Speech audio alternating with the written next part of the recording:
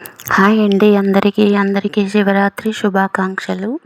ఇంకా నేనైతే ఈరోజు సాయంత్రం ప్రదోష వేళలో స్వామివారికి అభిషేకానికి అన్నీ రెడీ చేసుకుంటున్నానన్నమాట. ఇలా పూలు, పండ్లు, పాలు, పెరుగు, నెయ్యి, తేనె ఫస్ట్ జలంతో అభిషేకం చేసుకున్నాను.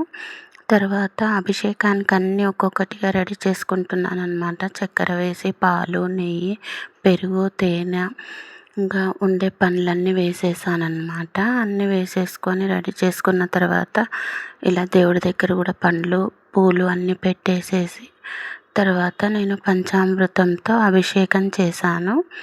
అభిషేకం చేసిన తర్వాత చెరుకు రసం కూడా తెచ్చుకున్నామండి. ఇంకా చెరుకు రసంతో కూడా అభిషేకం చేశాను. ఇంకా నేను చేసిన తర్వాత మా ఆయన కూడా చేస్తున్నారనమాట అభిషేకము. ఇలాగైతే ఇద్దరం చేసేసామన్నమాట.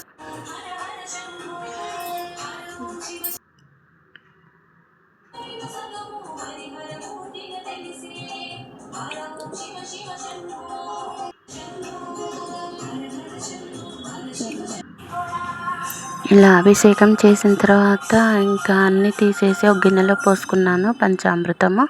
తర్వాత స్వామివారికి మళ్ళీ పూలు, గంధం, పసుపు, కుంకుమలు అయితే పెట్టేసి పళ్ళు పెట్టేసి ఇలా హారతి అయితే ఇచ్చేసి టెంకాయ అయితే కొట్టేశానమాట. ఇంకా మా వాడు వచ్చిన తర్వాత వాడితో అయితే ఇలా నేను కొబ్బరి దీపం అయితే వెలిగించానమాట. ఇంకా కొబ్బరి దీపం అయితే మనం ఒక ప్లేట్ తీసుకొని దాంట్లోకి అయితే కొంచెం బియ్యము వేసిన తర్వాత పసుపు, కుంకుమ వేసుకోవాలి.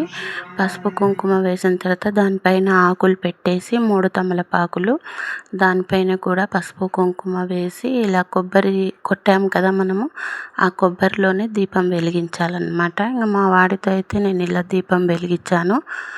3 ఒత్తులు వేసేసి ఇలా దీపం అయితే వెలిగించామన్నమాట. కొద్దిసేపు అయితే ఇద్దరం అలా ఓం నమః శివాయ అనుకుంటూ అలా కూర్చున్నాము.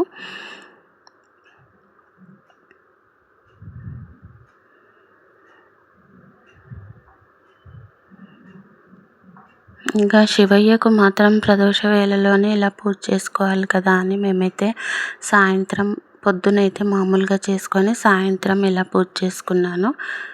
చూడండి మా శివయ్యనైతే దర్శనం చేసుకోండి. ఇలా కొబ్బరి దీపం అయితే వెలిగించామన్నమాట.